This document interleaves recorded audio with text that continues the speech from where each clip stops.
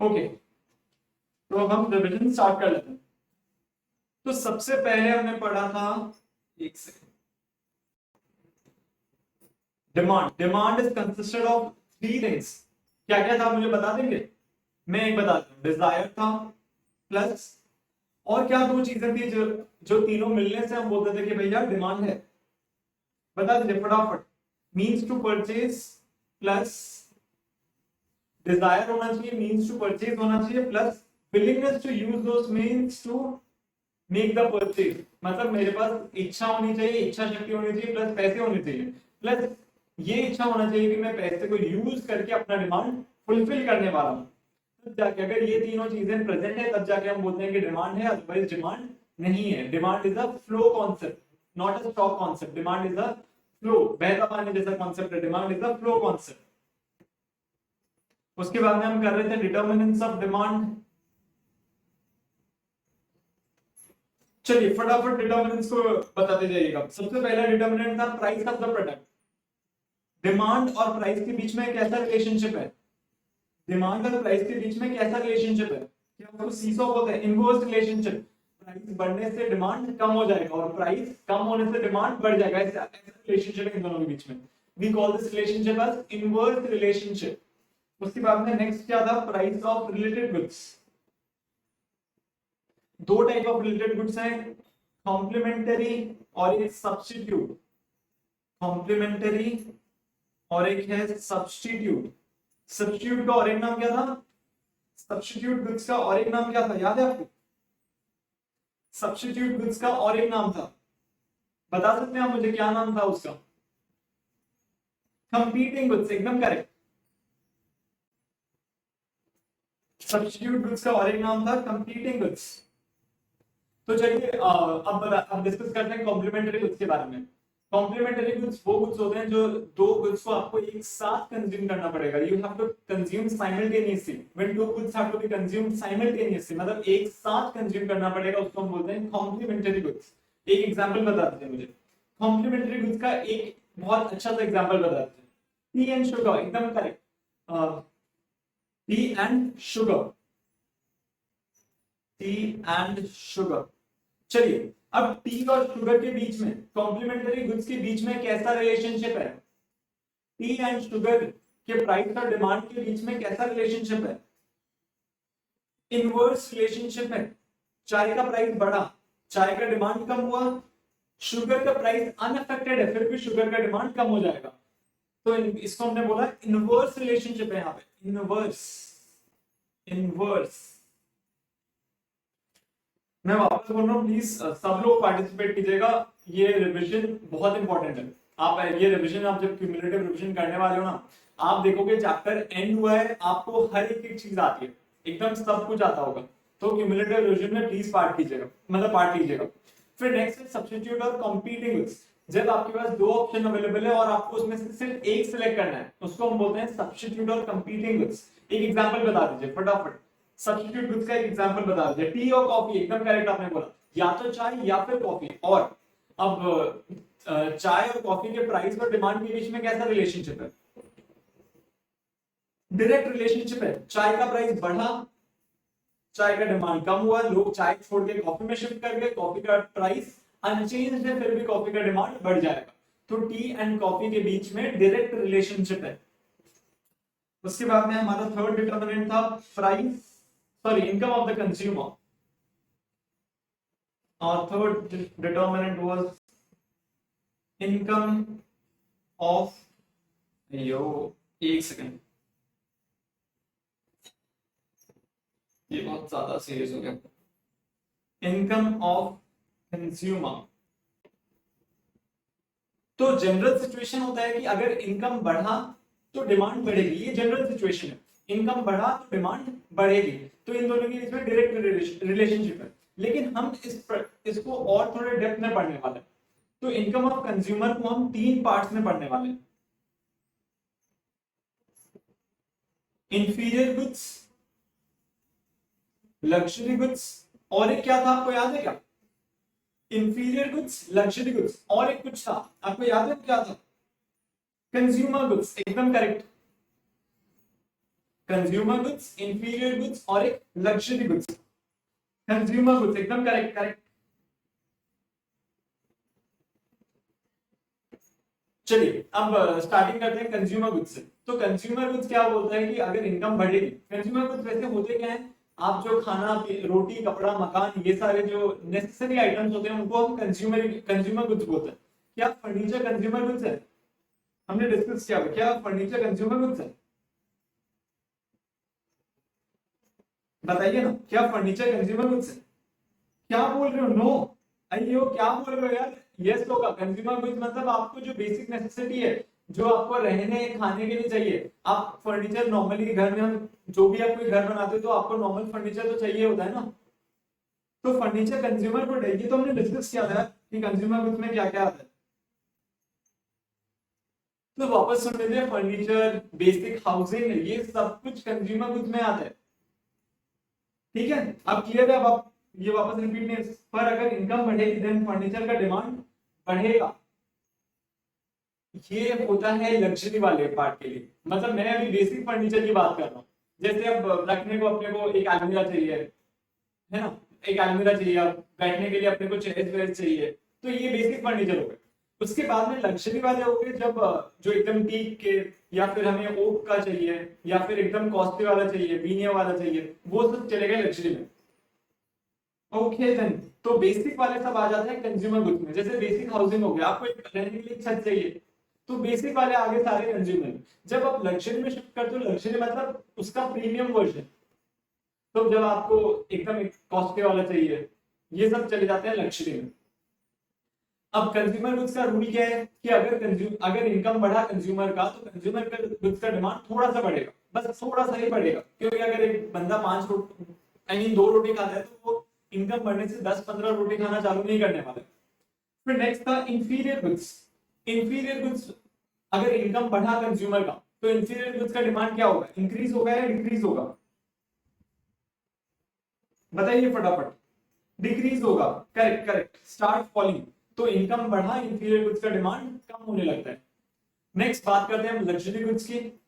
अगर इनकम बढ़ा तो लग्जरी गुड्स का डिमांड कंटिन्यूअसली इंक्रीज करता रहेगा, क्योंकि अब लोग चाहेंगे कि और ज्यादा अपना सोशल स्टेटस दिखाएं। फिर नेक्स्ट था taste and preferences of consumer. Taste and preferences of consumer. तो अगर एक पर्टिकुलर प्रोडक्ट फैशन में है या डिमांड फैशन में है, तो उसका डिमांड ज्यादा होगा।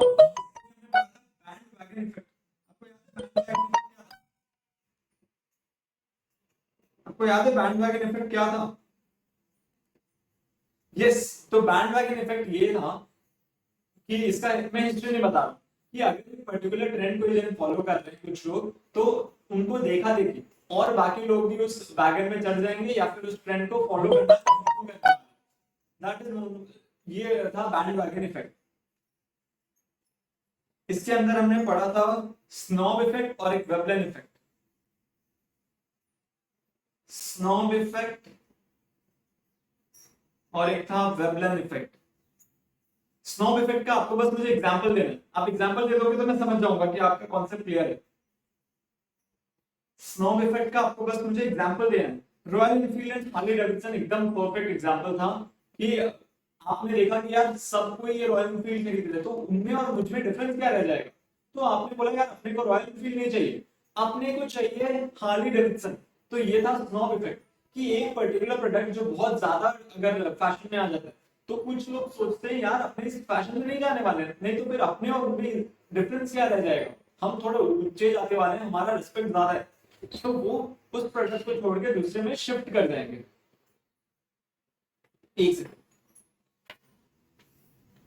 एक सेकंड। फिर नेक्स्ट था वेबलन इफेक्ट। अब वेबलन इफेक्ट क्या बोलता है कि मान लीजिए आप एक पर्टिकुलर प्रोडक्ट खरीद रहे हैं अपने सोशल स्टेटस के लिए, तो you are buying that good अपना सोशल प्रेस्टीज या फिर अपना सोशल स्टेटस दिखाने के लिए। This effect is known as Veblen effect. जब आप एक पर्टिकुलर प्रोडक्ट को खरीदते हैं अपना सोशल स्टेटस दिखाने के लिए। इसका एग्जांपल हमने क्या लिया था, बताइए ना फटाफट।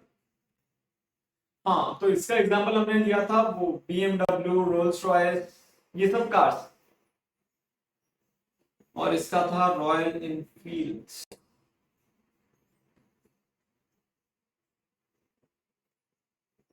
तो नेक्स्ट कौन सा था, consumer expectation. Fifth determinant of demand, consumer expectations. Consumer expectations, अगर कंज्यूमर को लग रहा है कि फ्यूचर में इस पर्टिकुलर प्रोडक्ट का प्राइस बढ़ने वाला है या फिर उसकी शॉर्टेज आने वाली है, तो वो अभी ही खरीद लेगा।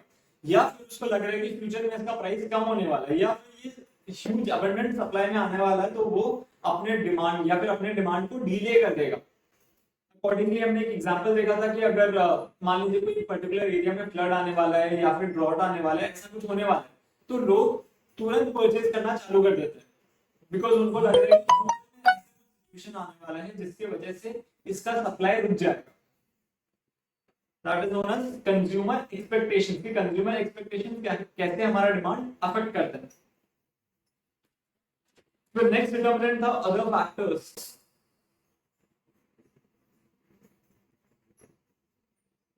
अच्छा मैं आपको बता दूं, आपको ये लर्न नहीं करना है कि कौन सा क्या क्या फैक्टर्स हैं, क्या क्या डिटर्मिनेंट्स हैं डिमांड के, आपको ये सब लर्न नहीं करना है।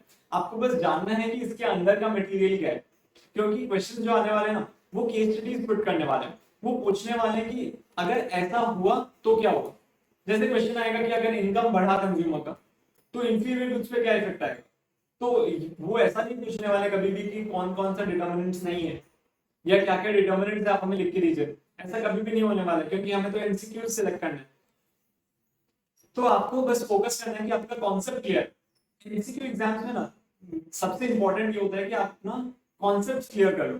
आपको कुछ भी रट्टा वट्टा कुछ नहीं लगाना है, सिर्फ कॉन्सेप्ट क्लियर करना है। आप देखना फिर क्या मस्त मार्क्स आते हैं आपके। अब चलिए डिस्कस करते हैं अदर फैक्टर्स। तो सबसे पहला था other factor, size of population. Size of population, तो एक कंट्री जहां पे पॉपुलेशन ज्यादा होगी वहां पे डिमांड ज्यादा होगा, तो more the population more is the demand. फिर नेक्स्ट था कॉम्पोजिशन ऑफ पॉपुलेशन। अगर एक पर्टिकुलर कंट्री में अडल्ट या यूथ का एज, मतलब यूथ का कंटेंट ज्यादा है, मतलब वहां पे बहुत मेजर पॉपुलेशन यूथ है, तो वहां पे यूथ वाले प्रोडक्ट चलने वाले। और समझ लीजिए और एक कंट्री में जहां पे ओल्ड एज वाले लोग ज्यादा हैं, तो वहां पे ओल्ड एज वाले प्रोडक्ट्स ज्यादा चलने वाले हैं। ठीक है।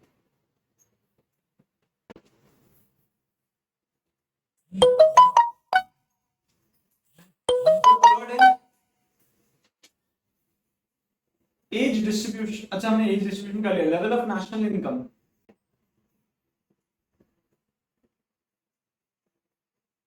लेवल ऑफ नेशनल इनकम, अगर एक कंट्री में इनकम बहुत ज्यादा है, आई मीन वहां पे डिमांड ज्यादा होने वाली है, इसीलिए यूएसए यूके वो सब कंट्री में सिंस पर कैपिटा इनकम ज्यादा है, तो वहां पे चीजों की डिमांड ज्यादा है।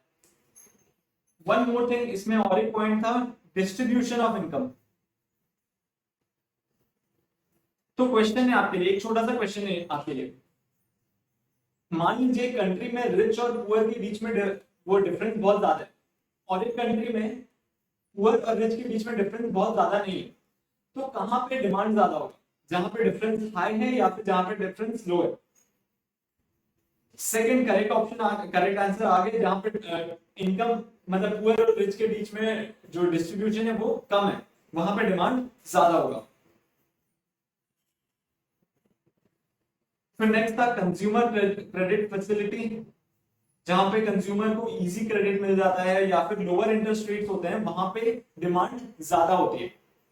फिर next government policies and regulations, government policies and regulations, तो अगर गवर्नमेंट एक पर्टिकुलर प्रोडक्ट को सपोर्ट कर रही है या फिर एक पर्टिकुलर इंडस्ट्री को सपोर्ट कर रही है, तो वहां पे डिमांड ज्यादा होगा as compare to other industries जहां पे गवर्नमेंट ने कुछ रेगुलेशंस लगा दिए। जैसे हमने देखा था वो टेस्ला के केस में या फिर सोलर के केस में, सोलर पैनल्स या सोलर इलेक्ट्रिसिटी के केस में, अभी गवर्नमेंट वहां पे बहुत सारे ये दे रही है, नॉर्म्स दे रही है, सब्सिडीज दे रही है, तो वहां पे डिमांड बहुत ज्यादा है। लेकिन आज कंपेयर करोगे आप पॉलिथीन इंडस्ट्री में, तो वहां पे गवर्नमेंट ने बहुत सारे रेगुलेशंस लगा दिए, तो वहां पे डिमांड कम हो जा रही है। तो इसके साथ हम हमारे डिटर्मिनेंट्स ऑफ डिमांड कंप्लीट होते हैं। इसके बाद में हमने किया था डिमांड फंक्शन या फिर हमने डिमांड कर्व के बारे में जाना। सबसे पहले हमने थ्योरी ऑफ डिमांड की थी, थ्योरी ऑफ डिमांड।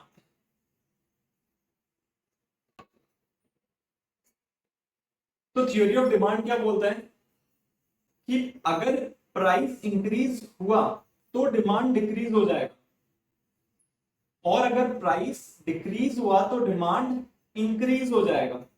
उसने एक कंडीशन लगाई थी, और उस कंडीशन का एक वर्ड मैंने बोला था, आपको वो वर्ड याद है क्या? सेटेरिस पैरिबस, एकदम करेक्ट। मतलब मैं पूछूं उससे पहले आपने ऑलरेडी आंसर दे दिया। सेटेरिस पैरिबस। सेटेरिस पैरिबस का मतलब क्या है आपको याद है? सेटेरिस पैरिबस का मतलब क्या था आपको याद है? अगर प्राइस इंक्रीज हुआ डिमांड कम होगा, प्राइस डिक्रीज हुआ तो डिमांड इंक्रीज होगा। सेटेरिस पैरिबस, सेटेरिस पैरिबस का मतलब क्या था आपको याद है? कीपिंग अदर थिंग्स कांस्टेंट, एकदम करेक्ट। कि प्राइस और डिमांड के बीच में ये रिलेशनशिप ओनली एग्जिस्ट करेगा जब other things are kept constant. Other things मतलब और अदर डिटरमिनेंट्स ऑफ डिमांड, अगर उनको कांस्टेंट रखा जाएगा तभी प्राइस और डिमांड के बीच में ऐसा रिलेशनशिप एग्जिस्ट करेगा। when other things are when other determinants other than price, correct, other determinants other than price are kept constant, तभी जाके हमारा ये theory of demand true hold करेगा। अदरवाइज ये theory of demand true hold नहीं करेगा। इसके बाद में हमने डिमांड कर्व बनाया था। आपने भी अपने ग्राफ नोटबुक में एक डिमांड कर्व बनाया होगा। यहाँ पे हम क्या वाई एक्सिस में हम क्या लिखते थे आपको याद है? मतलब कौन सा वेरिएबल यूज करते थे हम वाई एक्सिस में? प्राइस और डिमांड था। वाई में कौन सा लिखते थे और एक्स में कौन सा लिखते थे? वाई में हम लिखते थे प्राइस और एक्स में हम लिखते थे क्वांटिटी। तो और हमारा डिमांड का कुछ ऐसा बना था कि प्राइस और क्वांटिटी के बीच में रिलेशनशिप ऐसा है कि जैसे जैसे प्राइस कम होगा क्वांटिटी डिमांडेड बढ़ती जाएगी। Sloping downwards towards the right, एकदम correct. Demand curve sloping downwards towards right. This is what a demand curve looks like. तो हमने इतना ही डिस्कस किया था। तो हमने अभी तक जितना पढ़ा है सारा हमने रिविजन कर लिया। अब एक छोटी सी स्टोरी आपके साथ शेयर करनी थी, उसके बाद में हम कंटिन्यू करने वाले हैं अपनी क्लास। तो आप लोग इंटरेस्टेड हैं क्या छोटी सी स्टोरी के लिए? आप बोलोगे तो सुनाऊंगा, नहीं तो हम वापस अपनी क्लास कंटिन्यू करेंगे। ओके ओके ओके ओके, ठीक है। एक छोटी सी स्टोरी आप ध्यान से सुनिए, और अगर रिलेट कर सकते हैं तो बहुत अच्छी बात है। या आई डोंट नो कि आपने कहीं सुनी भी होगी, हो सकता है आपने कहीं सुनी भी हो, लेकिन फिर भी सुन लीजिएगा अच्छे से। तो ये स्टोरी है जापान के एक विलेज की। जापान की एक छोटे से विलेज की। वो विलेज ना, वहां पे सिर्फ और सिर्फ सुमो रेसलर्स रहते थे। मतलब हर फैमिली से आपको कोई ना कोई सुमो रेसलर मिलेगा। तो जापान का ये विलेज पॉपुलर था सुमो रेसलर्स बनाने के लिए। और उसी में थे दो बच्चे। मतलब जैसे होता है ना कि एक गांव में दो डिफरेंट जो ये बन जाते हैं, डिवीजन बन जाते हैं। तो एक बच्चा था, मतलब जो उन दोनों के पापा सुमो रेसलर्स थे, वेल एस्टैब्लिश्ड सुमो रेसलर्स थे। अब उन दोनों के बच्चों के बीच में, मतलब उन पापा के बीच में फाइट रहता था, वही वही बच्चों के बीच में भी फाइट आ गया।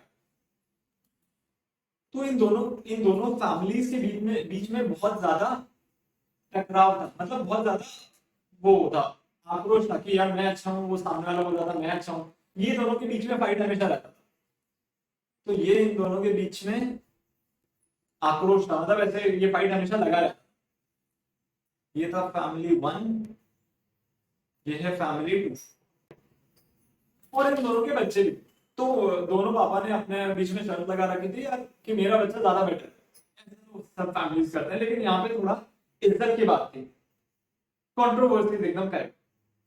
तो यहाँ पे इज्जत की बात।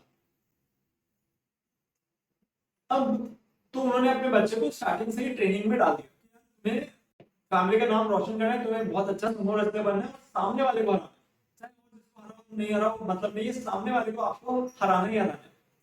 और कुछ सालों बाद उनकी एक फाइट फिक्स कर दी गई, जैसे अभी वो समझ लीजिए 5 साल के हैं, तो दोनों पापा ने अग्री किया कि ये जब 18 साल के हो जाएंगे तब जाके इन दोनों के बीच में फाइट होगी, और उस दिन डिसाइड हो जाएगा कि कौन अच्छा है कौन बुरा है, मतलब कौन ज्यादा बेटर है, वो डिसाइड हो जाएगा। तो दोनों ने अपनी बच्चों की ट्रेनिंग स्टार्ट कर दी। अब वहां पे ना ट्रेनिंग का मेथोडोलॉजी ये था कि वो लोग ना ये इंस्ट्रूमेंट्स वगैरह कुछ नहीं यूज करते थे, तो बहुत ज्यादा इंस्ट्रूमेंट्स अवेलेबल नहीं थे उनके पास। तो फैमिली वन ने क्या किया, अपने बेटे को बोला कि ये काल मतलब वो गाय का छोटा बछड़ा होता है ना, वो बछड़ा उसको पकड़ा है कि तुझे इसके साथ वेट लिफ्टिंग करनी है, तुझे इसके साथ वेट लिफ्टिंग करनी है। और फैमिली टू है ना, उन्होंने अपने बच्चे को डायरेक्टली एक बुल पकड़ा है, मतलब वो जो मोटा होता है एकदम हैवी वाला, बोले जिस दिन तुमने तो इसको पिक कर लिया, जिस दिन तूने इसको उठा लिया, मान लेना कि यार तू उसको हरा सकता है। तो फैमिली वन के बच्चे पे सब हंसने लगे, मतलब ये देखिए फैमिली टू वाला बच्चा मतलब पूरा प्रैक्टिस कर रहा है, वो भी हैवी बुल के साथ, और इसको उन्होंने काफ पकड़ा रखा है, तो सब हंसते थे यार ये फैमिली में ये कुछ नहीं कर पाएगा, तुम बुरी तरह हार जाओगे, 13 साल बाद देखना वो बुरी तरह तुम्हें मतलब तुम्हें बहुत पीटेगा तुम्हारे बच्चे को। लेकिन उसके पापा ने कुछ नहीं कहा, वो पूरे एकदम बच्चे पे भरोसा था। तो उस बच्चे ने ना वो कार रोज उठाता था, और हर जगह जहां जहां जाता था उस कार को साथ में लेके घूमता था, और उसको उसके साथ वेट लिफ्टिंग करता रहता। ये फैमिली टू वाला ये जो बच्चा था वो अब बुल को कहाँ हर जगह लेके जाए, इतना मोटा भारी बुल उसको हर जगह कहाँ लेके घूमे, प्लस वो बच्चा उसको उठा नहीं पाता, एक तो इतना अचानक इतना बड़ा था लोड वो उठा ही नहीं पाता था। तो ऐसे टाइम जाने लगा, जैसे जैसे टाइम गया ना वो काल और बड़ा होते चला, वो और बड़ा होता जा रहा था, और उसको मतलब अच्छी डाइट दी जा रही थी, तो वो भी एकदम फूलने लगा।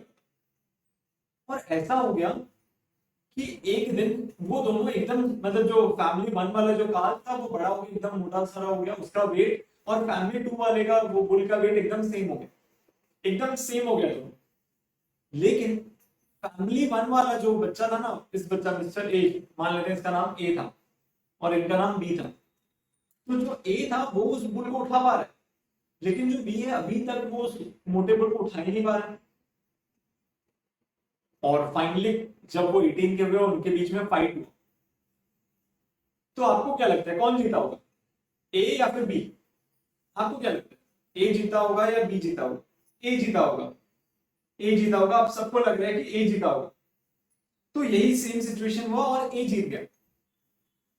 तो लोगों ने पूछा ए से कि यार ऐसा कैसे हुआ, आपने कार उठाना स्टार्ट किया और इसने तो डायरेक्टली यार बुल उठाने की कोशिश कर रहा था, तो एकदम स्ट्रॉन्ग मसल भी इसके भी हो गए होंगे, लेकिन ऐसा कैसे हुआ कि आप जीत गए और ये बी जीत नहीं पाया? तो उससे उसके पापा से दोनों से पूछा गया, तो उसके पापा ने बताया कि आपको पता है क्या, आप जब कोई एक काम स्टार्ट करते हैं और आपको डायरेक्टली बताया जाए कि आपका मंजिल मतलब बहुत ज्यादा दूर है, आपको डायरेक्टली बताया जाए कि आपका मंजिल बहुत ज्यादा दूर है, तो आप ना पहले से ही डिसहार्टेन हो जाएंगे, आपका मन नहीं करेगा, या फिर आप अपना पूरा एफर्ट्स नहीं डाल पाएंगे। आप जब भी फर्स्ट स्टेप लेंगे आपको लगेगा अभी तो यार बहुत चलना बाकी है। तो उसने बोला कि मैंने यही साइकोलॉजी अप्लाई की, मैंने सोचा कि अगर मैं उसको अभी से बुल पकड़ा दूंगा तो उसको हमेशा ये लगता रहेगा कि यार मैं कब जाके इस बुल को उठाऊंगा। तो मैंने उसको छोटे छोटे प्रोग्रेस करने को दिया कि जैसे जैसे आप कार होगा, जैसे जैसे कार बड़ा होता जाएगा ऑटोमेटिकली आपको लगेगा कि यार मैंने तो लास्ट जैसे थोड़ा सा एक्स्ट्रा प्रोग्रेस किया। आपको कभी ऐसा नहीं लगेगा कि मैंने भयानक इंप्रूवमेंट किया, आपको बस ये लगेगा कि मैंने लास्ट जैसे थोड़ा सा इंप्रूवमेंट किया। तो आपका मन भी संतुष्ट रहेगा, और आपको यहाँ पे कुछ भी मैं नहीं बता रहा हूँ कि आपको इतने साल बाद ये कार को उठाना है या इसको लड़ना है, मैंने उसको ये सब कुछ नहीं बताया।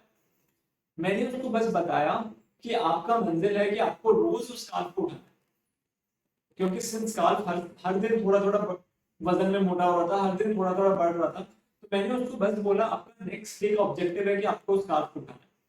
आपका ऑब्जेक्टिव ये नहीं है कि उस बुल को उठाना है, आपका ऑब्जेक्टिव ये है कल जो कार होगा आपको उसको उठाना है। तो उसने बोला ये छोटे छोटे प्रोग्रेस जो होते हैं ना, ओवर द पीरियड एक्यूमुलेट हो जाता है। आपको रोज बहुत भयंकर प्रोग्रेस करने की जरूरत नहीं है, आप छोटे छोटे प्रोग्रेस स्टेप्स लेते जाओ और आप देखोगे ओवर द पीरियड आप अपने मंजिल तक पहुंच गए। तो सेम चीज हमारे साथ भी होती है।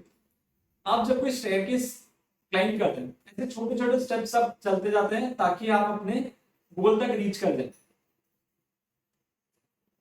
आपको अगर बोला जाए कि आप यहाँ पे खड़े हो और आपका फर्स्ट स्टेप डायरेक्टली गोल की तरफ होना चाहिए, मतलब आप डायरेक्टली जंप मार के यहाँ पे गोल तक पहुंच जाओ, तो ये पॉसिबल नहीं है ना। आपको वो मिनी मिनी स्टेप्स लेते जाना है। तो यही सेम अप्लाई होता है हमारी लाइफ के साथ। अगर आपको कुछ प्रोग्रेस करना है तो मैं अभी ये नहीं बोल रहा हूँ कि आपको यार आज ही आपको सीए बनना है, ऐसा पॉसिबल नहीं है। आपको पता है कि आपको मिनिमम छोटे छोटे स्टेप्स लेने पड़ेंगे।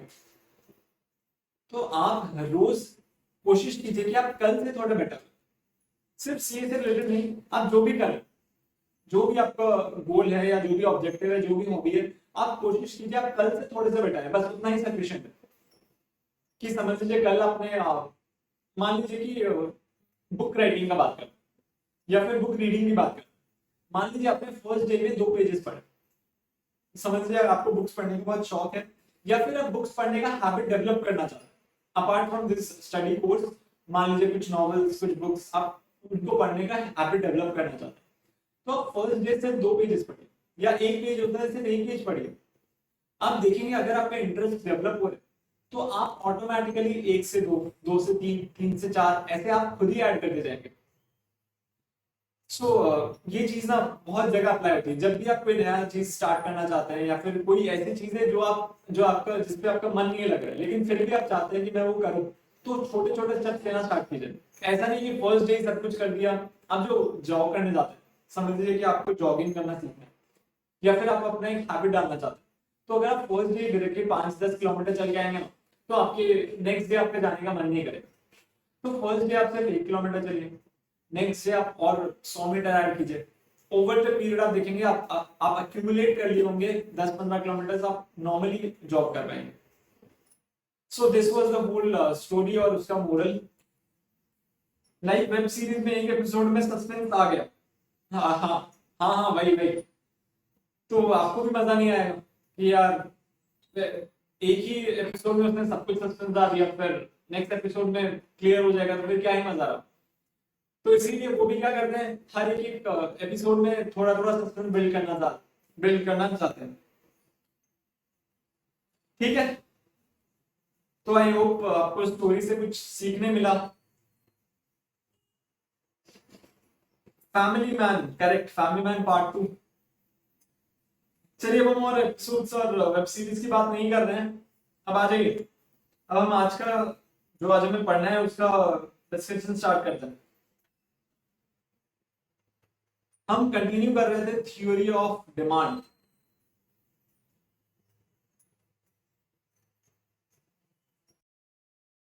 में हमने पता किया था कि वो बोल रहे हैं अगर प्राइस बढ़ेगा तो डिमांड कम होगा, एंड अगर प्राइस कम होगा तो डिमांड बढ़ेगा। सेटेरिस पैरेटिस, मतलब इन दोनों के बीच में कैसा रिलेशनशिप है, इनवर्स रिलेशनशिप है। प्राइस और डिमांड के बीच में इनवर्स रिलेशनशिप है। और आप अगर वो डिमांड कर्व को ड्रॉ करते हो तो कुछ ऐसा मिलता है अपने को, प्राइस क्वांटिटी। अब उन्होंने सोचा कि यार इसको ना हम वो करके देखते हैं, ये जो डिमांड कर्व हमें मिला है हम इस डिमांड कर्व को फंक्शन में रिप्रेजेंट करना चाहते हैं कि ये फंक्शन कैसा दिखेगा। आपको पता है स्ट्रेट लाइन का इक्वेशन होता है y equals to mx plus c। I believe आप हम सब ने क्लास 10 में ये मैथ पढ़ा है। y equals to mx plus c, एक स्ट्रेट लाइन का इक्वेशन होता है y equals to mx plus c। Yes, एकदम ये हमने ऑलरेडी पढ़ा हुआ है, जिसमें m बताता है स्लोप। स्लोप मतलब रेट ऑफ चेंज, स्लोप मतलब रेट ऑफ चेंज, कि अगर समझ लीजिए प्राइस 1 यूनिट से बढ़ा तो क्वांटिटी कितने यूनिट से चेंज होगा, that is determined by slope. और c होता है y इंटरसेप्ट, मतलब y एक्सिस में वो कहां पे कट कर रहा है उसको हम बोलते हैं y इंटरसेप्ट, मतलब ये वाला पार्ट, इसको हम बोलते हैं c।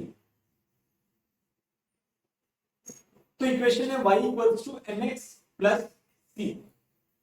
अब अगर यही सेम चीज, सिंस डिमांड कर्व भी एक स्ट्रेट लाइन है, हम मान ले रहे हैं डिमांड कर्व लीनियर वाला है, मतलब कि स्ट्रेट लाइन। अगर यही सेम चीज अगर हम डिमांड को रिप्रेजेंट करना चाहेंगे इस इक्वेशन में, तो उन्होंने एक इक्वेशन बना के दिया जो है Q equals to A minus BP। Q equals to A minus BP, जहां पे B is equals to slope और A is the vertical intercept. मैं आपको लिखाऊंगा, इसका नोट भी लिखाऊंगा, आप एक बार बस सुन लीजिए, उसके बाद में मैं आपको इसके नोट भी लिखाऊंगा। तो उन्होंने इसी सेम इक्वेशन को पुट किया as Q equals to A minus BP, जिसमें A is known as vertical intercept and B is known as slope. तो ये डिटरमाइन करता है कि सपोज से एक गिवन प्राइस दिया हुआ है, तो आप पता लगा सकते हैं कि उसमें क्वांटिटी कितनी होने वाली है। मतलब इस इक्वेशन से आप पता कर सकते हैं कि at this given price what should be the quantity, या फिर आउटपुट कितना होने वाला है। तो चलिए इसको एक बार लिख लेते हैं और उसके बाद में कुछ एग्जांपल्स डिस्कस करेंगे, सो दैट ये कॉन्सेप्ट हमारा पूरा क्लियर हो जाए। वो आपने थ्योरी ऑफ डिमांड लिखा होगा, उसी के अंदर आपको ये लिखना है, द थ्योरी ऑफ डिमांड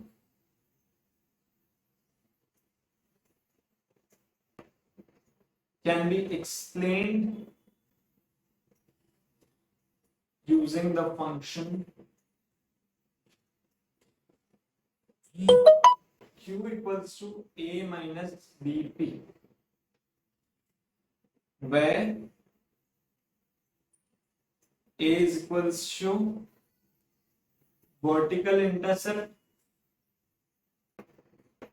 अच्छा, वर्टिकल और हॉरिजॉन्टल में कंफ्यूज नहीं है ना, क्योंकि मैं तो यार मुझे बहुत कंफ्यूजन रहता। तो वर्टिकल मतलब ऐसा स्ट्रेट, एकदम स्ट्रेट, हॉरिजॉन्टल मतलब फ्लैट, ठीक है।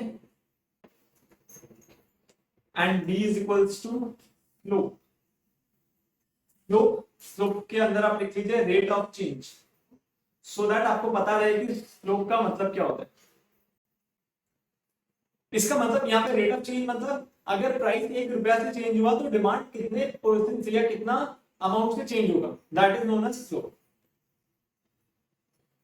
आपने अगर ये नोट कर लिया होगा तो मुझे ओके लिख दीजिएगा, ताकि हम इसका एक दो एग्जांपल ले सकें। ओके, और एक ओके आ जाए फिर हम एग्जांपल ले लेंगे।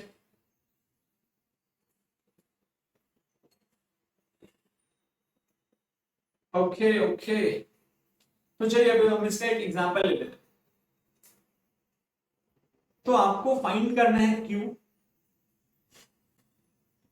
आपको Q फाइंड करना है, प्रोवाइडेड आपको इंफॉर्मेशन दिया हुआ है कि A is equals to 100, P is equals to ₹30, B that is slope is equals to 2। आप बता सकते हैं यहाँ पे Q क्या होने वाला है, कितना होगा? बेसिक मैथ से आप फटाफट करके मुझे बता दीजिए Q कितना होगा। 40 आपने किया होगा 100 minus 2 into 30, that is 40 units. मतलब जब प्राइस 30 होगा तब 40 यूनिट्स विल बी डिमांडेड। अब और एक इसी के कंपैरिजन में मैं एग्जांपल ले रहा हूं, सेम डेटा है, A is equals to 100, P मैं यहां पे बस P चेंज करने वाला हूं, P इज इक्वल्स टू ₹20। अब आप बताइए मुझे Q कितना होने वाला है, कितना होने वाला है? 60 यूनिट्स। तो यहां पे भी आप देख सकते हैं जब प्राइस 30 था 40 यूनिट्स में डिमांडेड, और जब प्राइस हो गया 20, जब प्राइस हो गया 20 60 यूनिट्स आर डिमांडेड। तो यहां पे भी वो थ्योरी ऑफ डिमांड अप्लाई हो रहा है, प्राइस बढ़ रहा है क्वांटिटी कम हो रही है, प्राइस कम हो रहा है क्वांटिटी बढ़ जा रही है। तो यहाँ पे भी वो रिलेशनशिप आप देख सकते हैं, इनवर्स रिलेशनशिप यहाँ पे भी अप्लाई हो रहा है, या फिर ये जो इक्वेशन बना है ये करेक्ट है। चलिए और एक क्वेश्चन लेते हैं। अब यहाँ पे आपको फाइंड पी, आपको प्राइस फाइंड करना है कि अगर इतनी क्वांटिटी डिमांडेड है तो प्राइस क्या है। Quantity is given as 100 units, A is equals to 200, B is equals to 1, नहीं 1 नहीं 2 ही कर लीजिए। आपको प्राइस निकालना है, बता सकते हैं कितना होने वाला है प्राइस।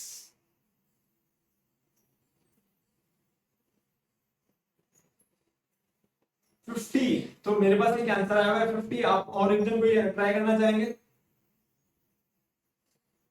50। तो दो आंसर आए हैं 50, तो हम अब चेक कर लेते हैं। इक्वेशन है Q equals to A minus B P.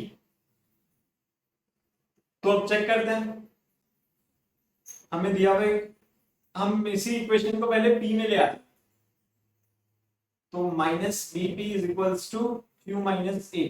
अब दोनों साइड में माइनस वन मल्टीप्लाई करो, B P is equals to A minus Q। तो P is equals to A minus Q divided by B। Correct है ये? आपने भी शायद यही किया होगा। तो यहाँ पे P is equals to 200 minus 100 divided by 2 is equals to 50 units. Yes sir, तो आपने भी यही किया, करेक्ट है। तो अब आप इस इक्वेशन से वाकिफ हो गए, अब आप इस इक्वेशन के साथ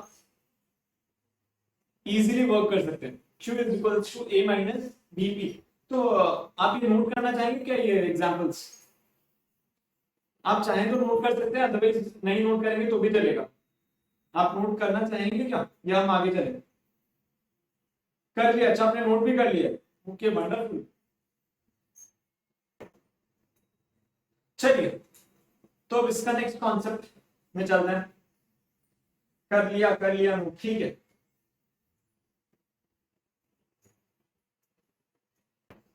अब ये जो थ्योरी ऑफ डिमांड है ना, आपने इसको बनाने के लिए अपने ग्राफ कॉपी में कुछ डेटा यूज किया था। आपको पता है आपने कुछ डेटा यूज किया था जिसमें लिखा हुआ था प्राइस और क्वांटिटी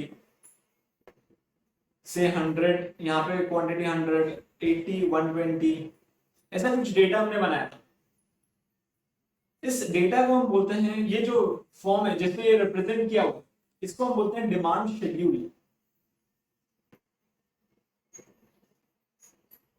इसको हम बोलते हैं डिमांड शेड्यूल। मतलब एक शेड्यूल, एक टेबल बनाया हुआ जिसमें हमें अलग अलग प्राइसेस में डिमांड बताया गया कि कौन सी क्वांटिटी डिमांड हो रही है, कितनी क्वांटिटी डिमांड हो रही है एट अ गिवन प्राइस।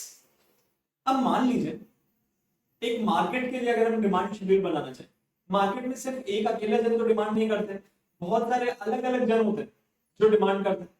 मान लीजिए एक छोटा सा मार्केट है जहां पे 5 जन ऑपरेट करते, तो वहां पे पांचों जन की अलग अलग डिमांड होगी ना, या फिर वो अलग अलग प्राइस में अलग अलग क्वांटिटी डिमांड करेंगे,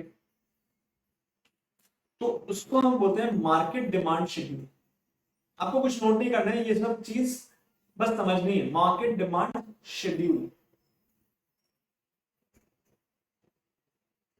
अब ये मार्केट डिमांड शेड्यूल कैसे बनाते हैं? वही डिमांड शेड्यूल को बस थोड़ा सा बाइफरकेट कर देते हैं। प्राइस, क्योंकि प्राइस कांस्टेंट के अलग अलग प्राइसेस में अलग अलग जन क्या क्या डिमांड करते हैं। मान लीजिए 3 जन हैं जो डिमांड करते हैं, ए, बी और सी। हम इन तीनों को मिला के टोटल कर लेते बस। अब देखिए, सी प्राइस 10 रुपए है, 12 रुपए है, 15 रुपए है और 8 रुपए। अब ए 10 रुपीज में 10 यूनिट डिमांड कर रहा है, बी 5 यूनिट, ये 3 यूनिट। अब जब प्राइस 12 हो गया, प्राइस बढ़ गया, तो ये लोग कम डिमांड करेंगे। मान लीजिए ये 8, ये 4, ये 2।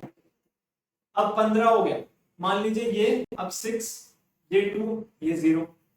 और जब प्राइस कम हो गया तो ये लोग ज्यादा डिमांड करेंगे, 12, 8, 5। और जब आप इन तीनों का डिमांड को टोटल कर लेते, मतलब 10 + 5 + 3, यहाँ पे 18, 8 + 4 + 2, यहाँ पे 14, 6 + 2 8, 12 + 8 20, 25। ये जो होता है ना, ये जो पूरा टेबल आपको बना इसको हम बोलते हैं मार्केट डिमांड शेड्यूल।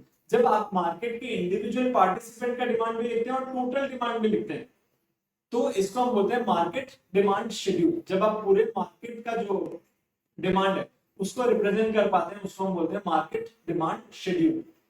अब वहां पे हमें जैसा चाहिए हम या तो ए बी सी तीनों का इंडिविजुअली प्लॉट कर सकते हैं या फिर ए प्लस बी प्लस सी का तीनों का मिला के प्लॉट कर सकते हैं या फिर ए प्लस बी या फिर ए प्लस सी या बी प्लस सी। ये हमारे डिमांड के मतलब हमें कौन से मार्केट या हमें किसके बारे में जानना है उसके बेसिस में हम प्लॉट करके अपना ग्राफ निकाल सकते हैं या फिर डिमांड कर्व निकाल सकते हैं। This is known as market demand schedule. और जब आप इस डेटा को प्लॉट करते हैं उसको हम बोलते हैं मार्केट डिमांड कर्व। क्लियर है इतना चीज? मतलब कुछ हाईफाई चीज नहीं था, बस हमने जो पढ़ा हुआ था उसका एप्लीकेशन मैंने आपको बता दिया। इतना चीज क्लियर है आपको कि मार्केट डिमांड शेड्यूल क्या है, मार्केट डिमांड कर्व क्या है? क्लियर है ना आपको? ओके चलिए तो अब हम नेक्स्ट टॉपिक के लिए रेडी हैं। That is known as rational of theory of demand. कि ये थ्योरी ऑफ डिमांड क्यों ट्रू होल्ड करेगी? Why this theory of demand is going to be true? Rational of theory of demand की rational मतलब क्यों ये theory of demand क्यों true hold करेगी, मतलब क्या रीजन है जिसके वजह से ये थ्योरी ऑफ डिमांड काम कर रही है। जैसे मैंने आपको बताया कि प्राइस बढ़ेगा तो डिमांड कम होगा, प्राइस कम होगा तो डिमांड बढ़ेगा। ये क्यों ट्रू होल्ड करेगा, मतलब why this is going to be true? ये ऐसा क्या फैक्टर्स इसके पीछे काम कर रहे हैं जो इसको ट्रू करने में मदद कर? That is known as rational of law of demand. तो उन्होंने कुछ रीजंस बताए कि ये लॉ ऑफ डिमांड क्यों ट्रू होल्ड करने वाला है। और सबसे फर्स्ट रीजन है law of diminishing marginal utility. हम इस लॉ को इन डेप्थ में पढ़ने वाले हैं सेकेंड यूनिट में, लेकिन स्टिल ये एक रैशनल है तो अब हम इसमें आपको इसका थोड़ा सा एक फीलर दे देता हूं कि ये क्या बोल रहे हैं। तो law of diminishing marginal utility बोलता है कि जब आप एक चीज को कंटिन्यूअसली करते रहते आपको उससे सेटिस्फैक्शन मिलना कम होता है, मतलब धीरे धीरे उसका सेटिस्फैक्शन कम होते जाता है। आप एक चीज को कंटिन्यूअसली करते रहते हैं तो उसका सेटिस्फैक्शन लेवल कम होता जाता है। तो ओवर द पीरियड आप देखेंगे कि सेटिस्फैक्शन कम हो रहा है। तो जब तक मैं आपको प्राइस कम करके नहीं दे रहा हूं ना आप उसको कंज्यूम करना कंटिन्यू नहीं करते। तो इसका एग्जांपल मैं आपको बताऊं, थोड़ा आपको इसके वर्ड से समझ में नहीं आया होगा, मैं आपको इसका एग्जांपल बताऊं। सुनिए, मान लीजिए आप पिज्जा हट में गए पिज्जा खाने के लिए। मान लीजिए आप पिज्जा हट में गए हैं पिज्जा खाने के लिए और यहां पे प्राइसिंग होती है स्लाइस वाइज। और आप प्राइस जो देंगे that is dependent on your satisfaction. आपको जितना सेटिस्फैक्शन मिला आप उतना प्राइस दीजिएगा उसको। प्राइस यू पे depends on satisfaction, depends on your satisfaction। आपको जितना सेटिस्फैक्शन मिला उसने बोला उतना ही प्राइस दीजिएगा। तो जो ऐसा कभी हुआ होता, ऐसा पॉसिबल नहीं है। मैं मान रहा हूँ कि एक पिज्जा हट का ब्रांच है जहां पे हम आपको स्लाइस आप जो भी चाहो उसका एक स्लाइस मिल जाएगा और आप प्राइस जो पे करोगे it depends on your satisfaction. आपको जितना सेटिस्फैक्शन मिल रहा है उतना प्राइस दीजिएगा। तो मान लीजिए आपको बहुत भूख लगी थी, बहुत ज्यादा भयंकर भूख लगी हुई थी और आप पहुंच गए पिज्जा। तो उसने बोला सर आप कोई भी एक पिज्जा का वेरिएंट सिलेक्ट कर लीजिए और उसका आपको मैं स्लाइस दे दे रहा हूं। तो आपने मान लीजिए पिज्जा सिलेक्ट किया, cheesy burst pizza, cheese burst pizza आपने सिलेक्ट किया। Farm fresh cheese burst pizza आपने सिलेक्ट किया और उसने बोला कि सर मैं आपको स्लाइस वाइज देते जाऊं। तो आपको बहुत ज्यादा भूख लगेगी और उसने बोला कि सर मैं फुल स्लाइस आपको देने वाला। आप उसके लिए क्या प्राइस पे करने के लिए रेडी है? स्लाइसेस प्राइस, वो आपको फर्स्ट स्लाइस देने के लिए रेडी है। मतलब आपके मुंह में अभी लार टपक रहा है कि यार वो चीज बर्स्ट पिज्जा, आपके मन में वो फ्लेवर आ गया और भूख बहुत भयंकर लगेगी, वो आपको फर्स्ट स्लाइस देने ही वाला है। वो पूछ रहे हैं सर आप इसके लिए क्या प्राइस देने को तैयार है। तो आपने बोला यार बहुत भूख लगी है, आप मुझे फर्स्ट स्लाइस दो, मैं उसके लिए आपको 100 रुपीज देने को तैयार। एक स्लाइस के लिए मैं आपको 100 रुपीज देने को तैयार हूँ, बहुत ज्यादा भूख लगेगी।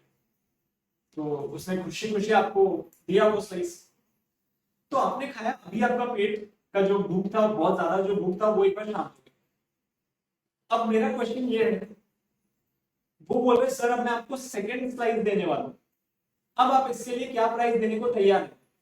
तो आप कितना प्राइस देने को तैयार हो, 100 या 100 से ज्यादा या 100 से कम। आप अपने कैसे हिसाब से बताइए। 90 80 मतलब आप 100 से कम देने को तैयार। आपने खुद बोल दिया कि भैया अब मेरा जो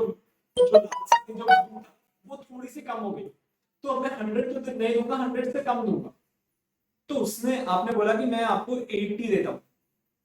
अच्छा साहिल जी बोला ना 100 माइनस, अच्छा 100 माइनस आपने बोला, ठीक है 100 से कम देने को हम तैयार। अब क्या हुआ, आपने 2 स्लाइसेस खा ली, तो आपका पेट आधा फुल हो गया, आधा पेट फुल हो गया। जैसे ही आपने सेकंड स्लाइस कंप्लीट किया, वो थर्ड स्लाइस लेके आ गया। सर अब मैं आपको थर्ड प्राइस देने वाला हूं, आप इसके लिए क्या प्राइस देने को रेडी है। आप कितना प्राइस देने वाले, 80 से कम या 80 या 80 से ज्यादा क्या। तो मेरे पास एक ऑप्शन है, आंसर है 60 50। चलिए तो आपने बोला कि 80 से कम देने को तैयार, मैं मान लेता हूं एक बार 60। तो आप 80 नहीं देने वाले। अब हमारे जो अब आपने थर्ड थर्ड स्लाइस में खा लिया, तो थर्ड स्लाइस खाने के बाद ना आपका पेट फुल हो गया और लेकिन वो बेचारा छोड़ नहीं रहा, आपके पीछे आ गया वापस। बोले सर मैं आपको फोर्थ प्राइस देता हूँ। तो आपके पेट में अब जगह नहीं थी। आपने बोला यार और नहीं प्लीज, लेकिन बोला सर आपको खाना पड़ेगा, आप क्या प्राइस देंगे वो मुझे बताइए, लेकिन आपको खाना पड़ेगा। तो आपको क्या, आप कितना पे करने वाले हैं फोर्थ प्राइस के लिए। तो उसने बोला 30 20, बहुत कम पे करने को तैयार है सर, अब और नहीं जाएगा, एकदम पेट फुल हो गया।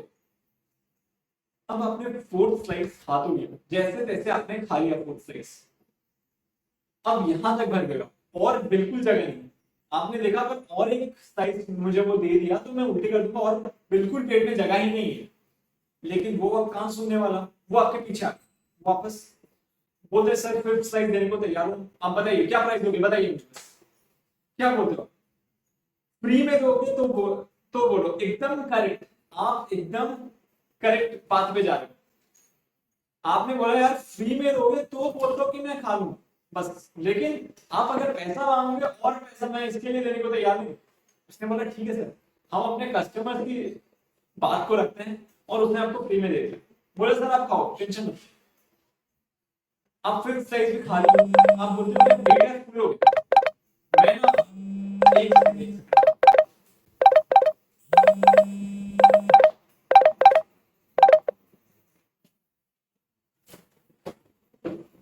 आप फिर स्लाइस खा लियो, अब आपका पेट एकदम फुल हो गया, बहुत बहुत ज्यादा खा लिया।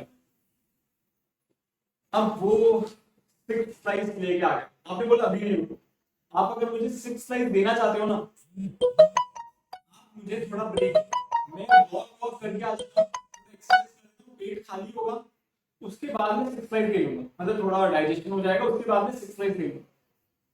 सामने से पैसा के साथ दोगे तो बोलो अच्छा पूरे बात तो कंप्लीट करने दो यार, आप उससे पहले आंसर दे देते हो। उसने आपने बोला कि यार मुझे थोड़ा वॉक और कर लेते, तो सर बोला, उसने बोला सर ये पॉलिसी के खिलाफ, ये अलाउड नहीं है। आप एक बार बैठ गए हो तो आपको वहीं पे रहना पड़ेगा और खाना पड़ेगा। आप एक बार बैठ गए हो आपको वहीं पे रहना पड़ेगा, खाना पड़ेगा। ये उठ के एक्सरसाइज एक्सरसाइज करना सर अलाउड नहीं है, कंटिन्यूअसली आपको खाना पड़ेगा। तो आपने बोला यार क्या जबरदस्ती है। तो अब वो 6 स्लाइस भी जबरदस्ती आपके प्लेट में डाल दिया। बोलते सर आप जो प्राइस देंगे हम लेने को तैयार, बताइए क्या प्राइस देने को तैयार हो। तो गौरव जी ने ऑलरेडी आंसर दे रखा है कि तो साहिल जी ने बोला 100 रुपए दूंगा। साहिल जी आप सच्ची में 100 रुपए देने वाले, उससे अच्छा उससे पैसा लेंगे, करेक्ट बोला आपने कि अब भैया और मैं अपने पैसे से तो और नहीं खाने को, आप मुझे पैसा दोगे तो बोलो मैं खाने को तैयार हूं। और एक्चुअल में यही सेम सिचुएशन है, यही है law of diminishing marginal utility. यही है law of diminishing marginal utility. वो बोल रहे हैं कि जब आप एक चीज को कंटिन्यूअसली करते रहते हैं, ओवर द पीरियड आप देखेंगे कि आपके मन में उसके प्रति जो सेटिस्फैक्शन लेवल है वो कम होता जाएगा। This is what is known as law of diminishing marginal utility. तो अब मैं आपको वो कनेक्ट करता हूँ कि ये लॉ ऑफ डिमांड के साथ, ये थ्योरी ऑफ डिमांड के साथ कैसे फिट बैठता है। तो उससे बोला कि समझ लीजिए प्राइस मतलब प्राइस 100 है तो डिमांड 1।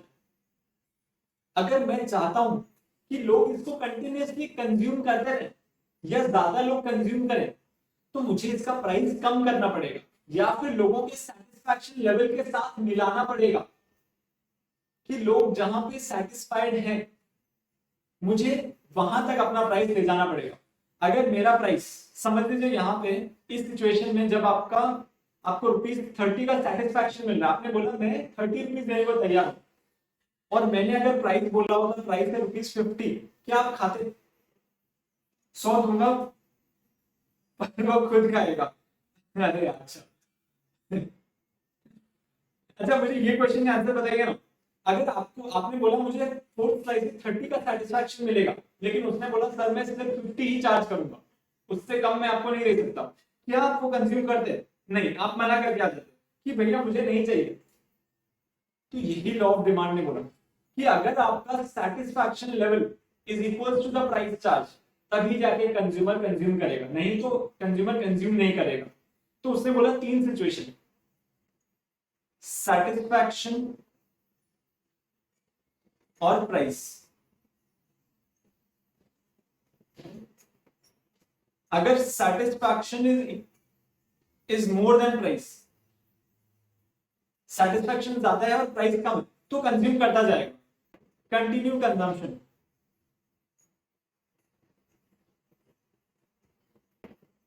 वो जब तक satisfaction is equal to price तब तक नहीं हो जाता, तब तक वो कंज्यूम करता जाएगा।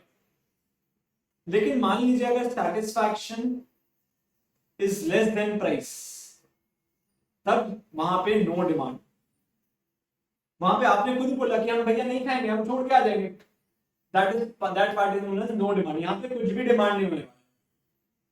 And where satisfaction is equal to price, maximum demand. यहां पे मैक्सिमम डिमांड होने वाला है। तो ये 3 सिचुएशन निकल गया है। तो थ्योरी ऑफ डिमांड ने भी यही बोला कि जब जब satisfaction is equal to price, दोनों एक सेम लेवल पे होंगे, तब जाके आप बोलना कि भैया अब यहाँ पे डिमांड होगा। अगर समझिए सेटिस्फैक्शन कम हो गया तो आपको प्राइस को भी कम करना पड़ेगा, इक्वल करना पड़ेगा, तब जाके डिमांड कंटिन्यू होता रहेगा, नहीं तो डिमांड जीरो हो जाएगा, ये डिमांड कम हो जाएगा। क्लियर है?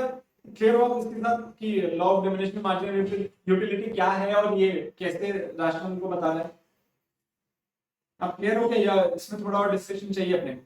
क्योंकि ये वाला जो पूरा law of diminishing marginal utility है ना, हम वापस पूरा इंडेप्थ पढ़ने वाले, तो मैंने बस आपको फीलर दिया है कि ये लॉ बोलता क्या है, बस मैंने उतना बताया। ठीक है, तो इनकेस आप क्लियर हो तो अब हम कंटिन्यू कर रहे हैं नेक्स्ट रैशनल की तरफ। आपने बस हेडिंग लिख लीजिएगा, और अगर उसके अंदर नोट लिखाना होगा तो मैं लिखा दूंगा खुद। आप अपना हेडिंग दे दीजिएगा rational of law of demand या rational of theory of demand. उसमें फर्स्ट पॉइंट लिख लीजिएगा law of diminishing marginal utility. DMU मतलब डिमिनिशिंग मार्जिनल यूटिलिटी। अब ये मार्जिनल यूटिलिटी क्या होता है वो मैं आपको जब हम डीएमयू पढ़ेंगे, मतलब लॉ ऑफ डीएमयू पढ़ेंगे, तब मैं आपको बताऊंगा इन डेप्थ। क्लियर, एकदम स्ट्राइट है? ठीक है, तो नेक्स्ट रैशनल है प्राइस इफेक्ट। उसने बोला प्राइस में कुछ इफेक्ट आता है जिसकी वजह से ये थ्योरी ऑफ डिमांड काम कर जाती है। तो उन्होंने पूछा कि यार ये है क्या, आप मुझे अच्छे से विस्तार से बताओ ना। ये प्राइस इफेक्ट ना हिक्स और एलन ने बताया। हिक्स और एलन, आप देखना चाहेंगे कैसे दिखते हैं ये हिक्स और एलन? चलिए आपको दिखाते हैं हिक्स और एलन कैसे दिखते हैं। हिक्स एंड एलन,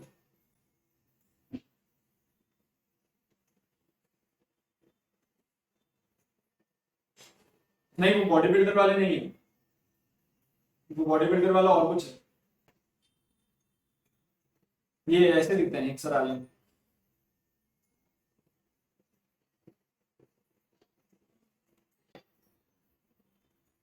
एक सेकंड मैं आपको इनलार्ज करके इमेज दिखा रहा हूँ इनके कैसे दिखते हैं। वो बॉडी बिल्डर वाला नहीं है यार, ये दोनों इकोनॉमिस्ट है, एक्सर आलम। ये है एलन और हिक्स। देखिए गौर से देख लीजिए इन चेहरों को। इन्होंने ही बताया है नेक्स्ट जो रैशनल हम पढ़ने वाले कि क्यों ये theory of demand true hold करता है। ये है मिस्टर आरजेडी एलन और ये है जेआर हिक्स। इकोनॉमिस्ट में दोनों प्रोफेशन से, तो इन्होंने बताया कि क्यों ये rational of demand true hold करता है। तो चलिए इन दोनों चेहरों के पीछे जो छुपे हुए राज हैं वो अभी पढ़ते हैं। क्या इन्होंने ऐसा बता दिया जिससे हमारा थ्योरी ऑफ डिमांड काम कर रहा है? उन्होंने बताया प्राइस इफेक्ट। उन्होंने इस प्राइस इफेक्ट को दो पार्ट में बताया। उन्होंने बोला ये प्राइस जब कम होता है ना और डिमांड बढ़ता है, इसका रीजन हमें पता चले। और उन्होंने बोला इस रीजन को मैं दो पार्ट में बता सकता हूं। फर्स्ट पार्ट है सब्स्टिट्यूशन इफेक्ट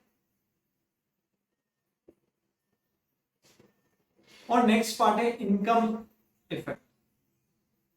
उन्होंने बोला जब प्राइस कम होता है और डिमांड इंक्रीज होता है, ये प्राइस कम करने वाला जब प्राइस जब कम होता है ना, एक इफेक्ट डालता है, एक इफेक्ट आता है जिसकी वजह से डिमांड बढ़ जाता है। तो लोगों ने पूछा क्या इफेक्ट आता है, तो उन्होंने बोला इस इफेक्ट को मैं दो पार्ट में बताने वाला हूं। फर्स्ट पार्ट है सब्स्टिट्यूशन इफेक्ट, नेक्स्ट पार्ट है इनकम इफेक्ट। तो सबसे पहले सब्स्टिट्यूशन इफेक्ट की बात करते हैं। मान लीजिए टी और कॉफी का एग्जांपल ले लेते हैं। दोनों आपको फ्रेशनेस प्रोवाइड करते हैं, दोनों का काम है आपको फ्रेशनेस प्रोवाइड करना। और मैं यहाँ पे मान रहा हूँ कि लोग टी और कॉफी के टेस्ट में डिफरेंशिएट नहीं करते, उनको बस फ्रेशनेस चाहिए, या तो चाय से फ्रेशनेस मिले या कॉफी से फ्रेशनेस मिले। मैं ये मान रहा हूँ, ऐसा सच में नहीं है, इसीलिए मैं बस ये अजम्पशन ले रहा हूँ कि लोगों को बस फ्रेशनेस चाहिए। अब क्या हुआ, चाय का प्राइस ना बढ़ गया, चाय का प्राइस बढ़ गया, लेकिन कॉफी का प्राइस कांस्टेंट है। चाय का प्राइस बढ़ गया लेकिन कॉफी का प्राइस कांस्टेंट है। तो लोगों ने सोचा कि चाय का प्राइस तो बढ़ गया, तो अब हम ऐसा करते हैं चाय को पीना छोड़ देते हैं। सिंस हमारे पास ऑल्टरनेटिव कॉफी पड़ी है, चाय को पीना छोड़ के शिफ्ट कर जाते हैं कॉफी में, कॉफी को पीना चालू कर देते हैं। तो लोग क्या करेंगे, चाय को अबैंडन करके, चाय को छोड़ के शिफ्ट कर जाएंगे कॉफी में और पीना चालू कर देंगे कॉफी। तो चाय की डिमांड कम हो गई और कॉफी की डिमांड बढ़ गई।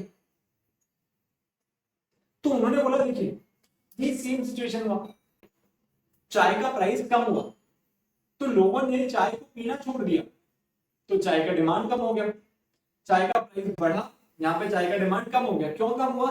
क्योंकि लोगों ने चाय को पीना छोड़ दिया और लोग शिफ्ट कर गए कॉफी में। तो अभी वो फोकस आपको सिर्फ चाय पे करा है, सिर्फ चाय पे करा है।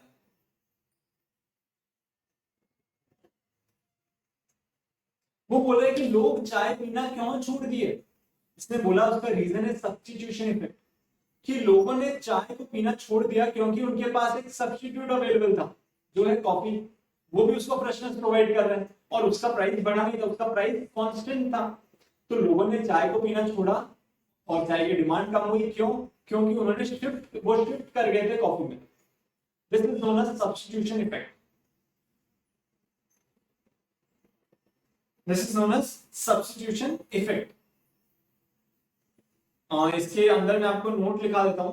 पहले हम इनकम इफेक्ट भी पढ़ लेते हैं, उसके बाद में मैं आपको इसके ऊपर नोट लिखा दूंगा, ठीक है। ये था सब्स्टिट्यूशन इफेक्ट। फिर आ जाते हैं एक बार इनकम इफेक्ट पढ़ने में। इनकम इफेक्ट, अब एक छोटी सी स्टोरी मैं आपको बता रहा हूं, ध्यान से सुनिएगा, आपका इनकम इफेक्ट एकदम क्लियर हो जाएगा। ये स्टोरी है मिस्टर पप्पू की, मिस्टर पप्पू की, जो डांस नहीं कर सकते थे, उनकी स्टोरी है। गौर से सुनिएगा इनका स्टोरी क्या है। अब मिस्टर पप्पू ना, उन्होंने एक मशीन बनाई जिसमें अगर आप यहां से पोटैटो या फिर आलू डालेंगे ना, तो यहां पे आपको गोल्ड मिल जाएगा, सोना मिल जाएगा। ये उनकी स्टोरी है। उन्होंने एक ऐसी मशीन बना डाली जहां पे अगर आप आलू डालते हो सामने से आपको सोना मिल जाता है। तो मिस्टर पप्पू तो बहुत ही खुश हुए। तो वो गए मार्केट में आलू खरीदने। मार्केट में वो गए हैं आलू खरीदने के लिए।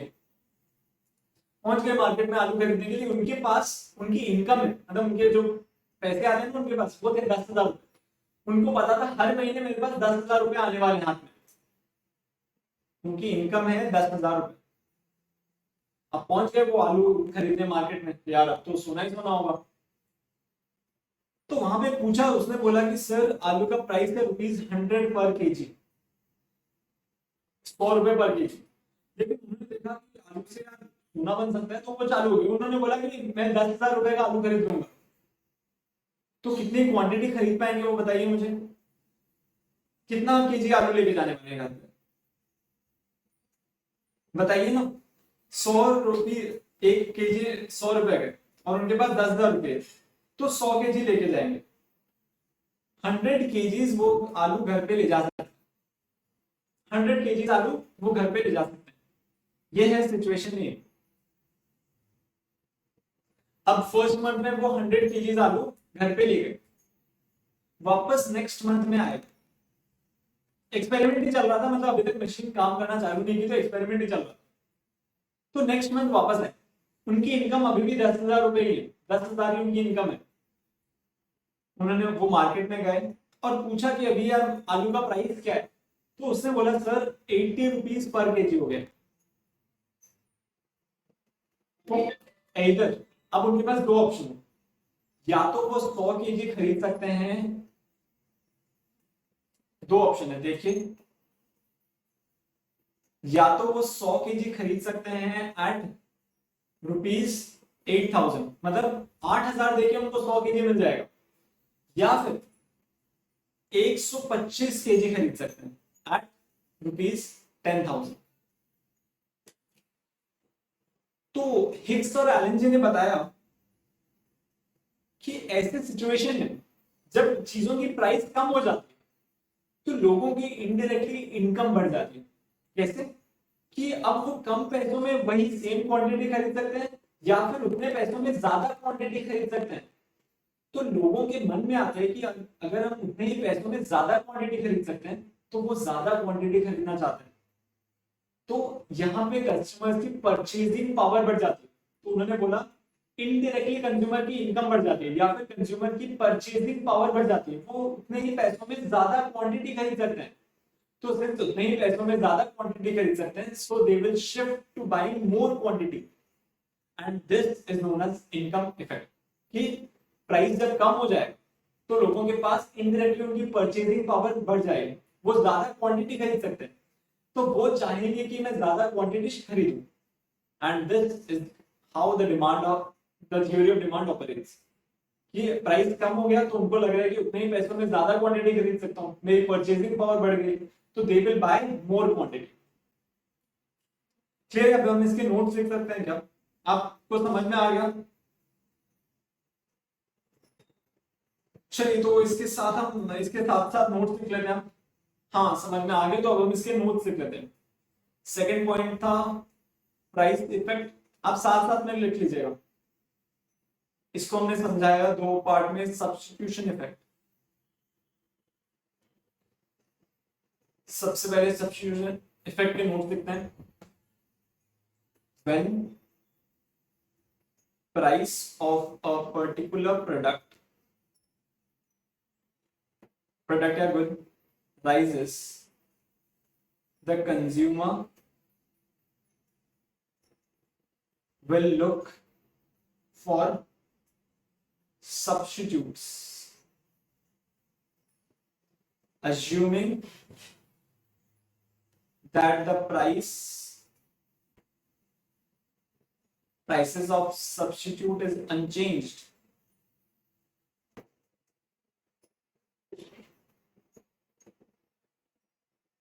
The consumer will shift its demand towards the substitute good.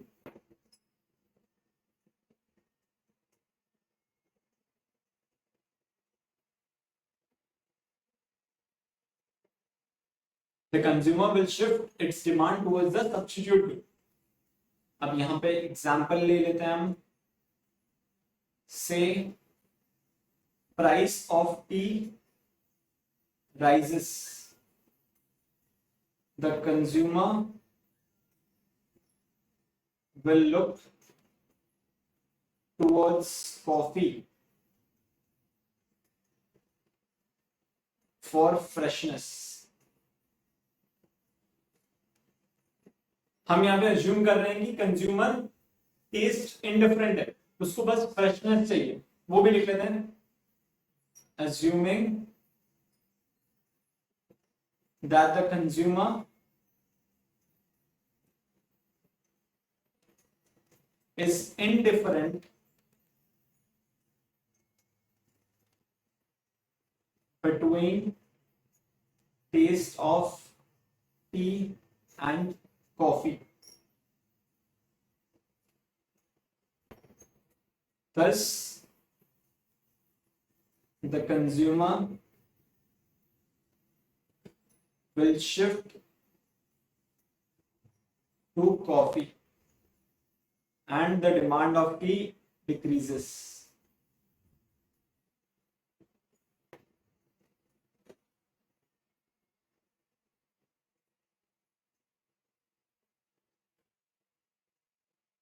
तो ये है सब्स्टिट्यूशन इफेक्ट. अगर आपने नोट कर लिया तो मुझे ओके लिख दीजिए ताकि मैं इनकम इफेक्ट भी लिख दूं. यहाँ पे नोट कर लूं.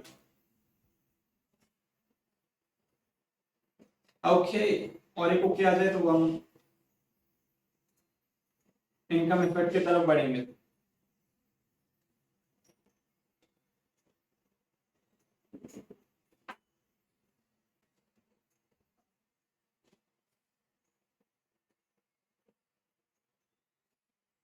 कितना टाइम लगा रहे हैं आप बताइए ना.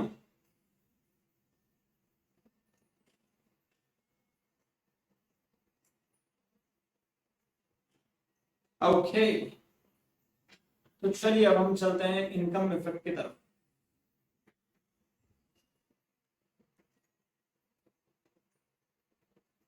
अब क्या बोलते हैं इनकम इफेक्ट. इनकम इफेक्ट क्या बोल रहा था कि कंज्यूमर का परचेजिंग पावर बढ़ जाता है, प्राइस डिक्रीजेस. तो यहाँ पे हम डायरेक्टली सिर्फ एग्जांपल लिख लेते हैं, उसके बाद में छोटा सा नोट लिख लेंगे तो आपको